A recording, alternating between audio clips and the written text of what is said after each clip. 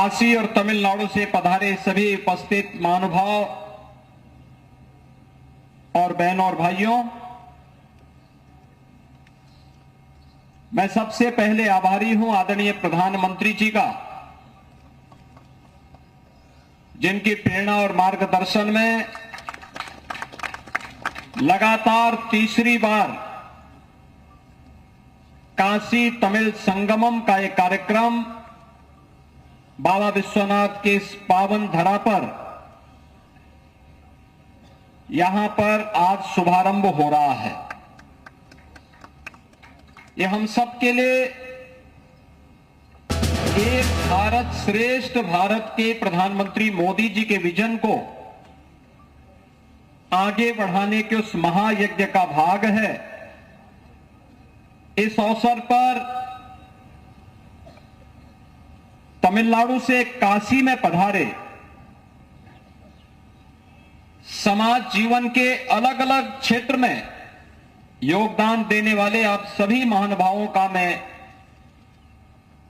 प्रदेश सरकार की ओर से, काशी वासियों की ओर से और देश के यशस्वी प्रधानमंत्री आदरणीय श्री नरेंद्र मोदी जी की ओर से आप सबका मैं हृदय से स्वागत करता हूं, अभिनंदन करता हूं। सचमुच ये आयोजन हमारे लिए इसलिए भी महत्वपूर्ण है, यद्यपि पहले दो संस्करण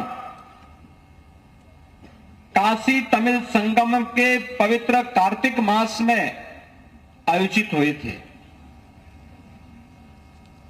उसकी अपनी महत्व है, लेकिन तृतीय संस्करण इसलिए महत्वपूर्ण हो जाता है कि दुनिया का सबसे बड़ा आध्यात्मिक और सांस्कृतिक कुंभ प्रयागराज वर्तमान में प्रयागराज की धरती में चल रहा है और तमिलनाडु से आए हुए आप सभी बहनों और भाइयों को महाकाशी के साथ साथ प्रयागराज में और प्रयागराज के बाद 500 वर्षों का इंतजार समाप्त करके रामलला का अयोध्या में विराजमान हुआ है। अयोध्या की धरती पर भी दर्शन करने का सौभाग्य प्राप्त होगा। प्रधानमंत्री मोदी सरकार ने जिस कार्यक्रम को आगे बढ़ाया, आज उसका परिणाम है कि महाकुंभ प्रयागराज में लगभग 51 करोड़ श्रद्धालुओं ने मां गंगा, मां यमुना और मां सरस्वती की त्रिवेणी में आस्था की पावन डुबकी लगा करके भारत की आस्था को भारत की एकता के संदेश के साथ जोड़ने का काम किया है। और यह संदेश कि जहां जाति का भेद नहीं, पाति का भेद नहीं, क्षेत्र का भेद नहीं, एक भारत श्रेष्ठ भारत की परिकल्पना को लेकर के हर हर गंगे का उद्घोष करते हुए, मां गंगा का आशीर्वाद लेते हुए हर श्रद्धालु देश के अलग अलग कोने से आकर के आस्था की डुबकी लगा रहा है। इससे बड़ा आयोजन दुनिया के अंदर कहीं नहीं हुआ है। यह अब तक का सबसे बड़ा आयोजन है, जो 51 करोड़ श्रद्धालुओं को अब तक अपने साथ जोड़ चुका है।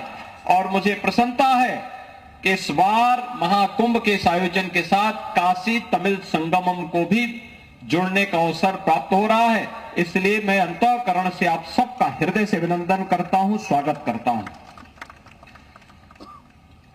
इस बार की जो थीम दी गई है वह 4S पर आधारित, जीवन के उन महत्वपूर्ण क्षेत्रों को, भारत की संत परंपरा जो भारत की आध्यात्मिक ज्ञान की धरोहर के प्रतिनिधि हैं, हमारा साइंटिस्ट जो भारत की लौकिक जीवन की ज्ञान की धरोहर का प्रतिनिधित्व करता है, हमारा सोशल रिफॉर्मर, समाज सुधारक जो समय समय पर समाज के अंदर आई हुई विकृति को दूर करने में अपना योगदान देता है, और हमारा छात्र स्टूडेंट जो नए भारत की परिकल्पना को साकार मूर्त रूप देने का काम कर रहा है।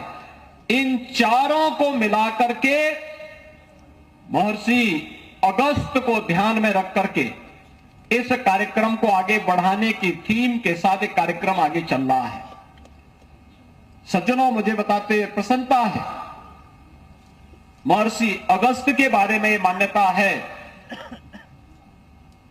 कि महर्षि अगस्त उत्तर और दक्षिण भारत को जोड़ने वाले एक ऐसे ऋषि हैं। उनके बारे में कहा जाता था कि अकेले अगस्त ऋषि उत्तर भारत के को अगर एक तराजू में महर्षि अगस्त को रख दें और दूसरे तराजू में उत्तर भारत की ज्ञान की धरोहर को रखेंगे तो अगस्त ऋषि उस पे भी उनका बृहद और विराट स्वरूप है।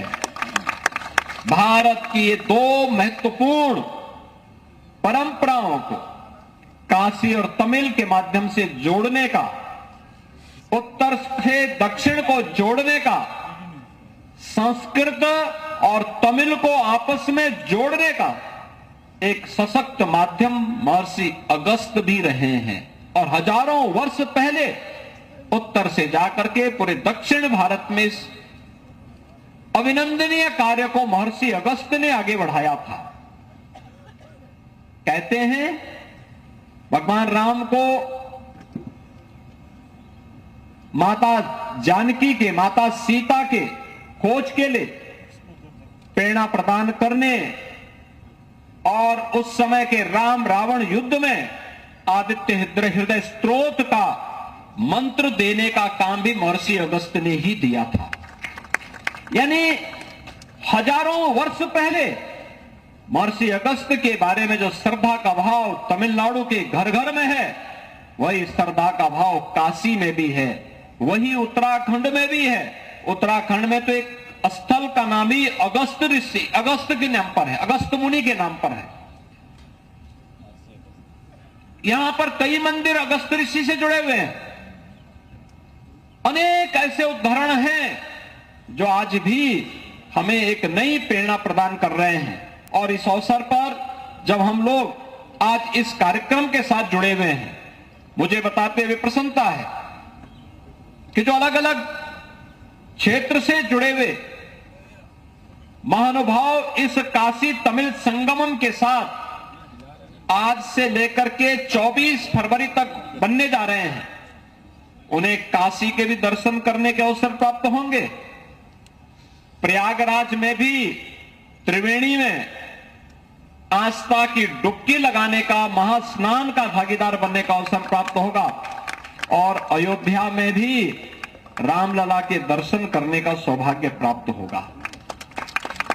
इसमें समाज जीवन के अलग अलग तबके से जुड़े हुए छात्र भी हैं, शिक्षक भी हैं, शिल्पकार भी हैं, साहित्यकार भी हैं, अध्यात्म के क्षेत्र में कार्य करने वाले हमारे संत भी हैं, उद्योग जगत से जुड़े हुए, इनोवेशन से जुड़े हुए, व्यवसाय से जुड़े हुए, देवालयों की व्यवस्था से जुड़े हुए, ग्रामीण अर्थव्यवस्था को एक नई ऊंचाई प्रदान करने वाले और संस्कृति से जुड़े हुए महानुभाव भी इस कार्यक्रम का हिस्सा बनने जा रहे हैं। हम सब जानते हैं काशी बाबा विश्वनाथ की पावन धरा है। काल भैरव यहां के रक्षक हैं। माता अन्नपूर्णा, माता विशालाक्षी जैसी पवित्र स्थल, मां गंगा के पवित्र घाट, गंगा आरती और हनुमान घाट, सुब्रमण्य भारती जी से जुड़े हुए उनके पवित्र स्थल, ये बहुत कुछ यहां देखने को मिलेगा। भारत के द्वितीय राष्ट्रपति सर्वपल्ली डॉक्टर राधाकृष्णन इसी काशी में काशी हिंदू विश्वविद्यालय के वाइस चांसलर के रूप में उन्होंने अपने सार्वजनिक जीवन को आगे बढ़ाने का काम किया था। ये वही काशी है। और इस काशी में विभिन्न कार्यक्रमों के साथ अलग अलग समूहों को जोड़ने का अवसर प्राप्त होगा। यह कार्यक्रम विभिन्न दिशाओं में जो प्रधानमंत्री मोदी जी की थीम है, उत्तर को दक्षिण से जोड़ने, पूरब को पश्चिम के साथ जोड़ने, बाबा विश्वनाथ धाम को रामेश्वरम के पवित्र ज्योतिर्लिंग के साथ जोड़ने और इस प्राचीन धरोहर को एकता के माध्यम से एक भारत श्रेष्ठ भारत के इस कार्यक्रम को आगे बढ़ाने का जो कार्यक्रम सैकड़ों वर्ष पहले केरल से निकले हुए एक सन्यासी आदि शंकराचार्य ने किया था, आज वही कार्य प्रधानमंत्री मोदी जी के नेतृत्व में काशी तमिल संगमम करने जा रहा है। हमें इस पूरी परंपरा को जिस पवित्र भाव के साथ आज आगे बढ़ाने का काम हो रहा है, यह कार्य हम लोग काशी तमिल संगमम के माध्यम से पिछले दो आयोजनों में देख चुके हैं और तीसरे आयोजन को और भी महत्वपूर्ण तरीके से हम इसको आगे बढ़ा सकते हैं। काशी की महत्ता जगजाहिर है। काशी प्राचीन काल से ही भारत की आध्यात्मिक नगरी के साथ साथ ज्ञान की धरोहर की एक नगरी के रूप में विख्यात रही है।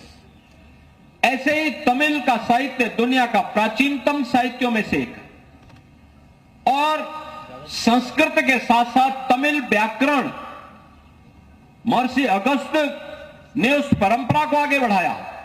ये सभी बातें हम सबको आपस में जोड़ने का कार्य करती हैं और दुनिया की इतनी प्राचीन धरोहर को लेकर के चलने वाला यह काशी तमिल संगमम का आयोजन हम सबको हमारी उस विरासत के साथ जोड़ता है जिसको प्रधानमंत्री मोदी जी एक भारत श्रेष्ठ भारत कहते हैं। और एक भारत श्रेष्ठ भारत के साथ जोड़ने के लिए काशी तमिल संगमम के इस तृतीय संस्करण कार्यक्रम के अवसर पर मैं एक बार फिर से आप सभी महानुभावों का यहां पर हृदय से स्वागत करता हूं, अभिनंदन करता हूं।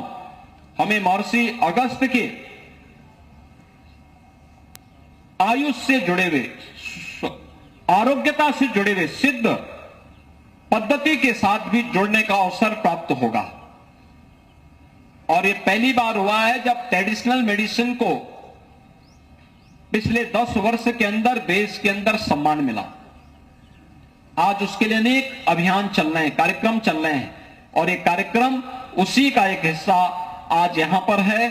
इस अवसर पर मैं एक बार फिर से जो हमारी हजारों वर्षों की एक परंपरा थी, उस परंपरा को काशी तमिल संगमम एक नई ऊंचाई की ओर लेके जाना है।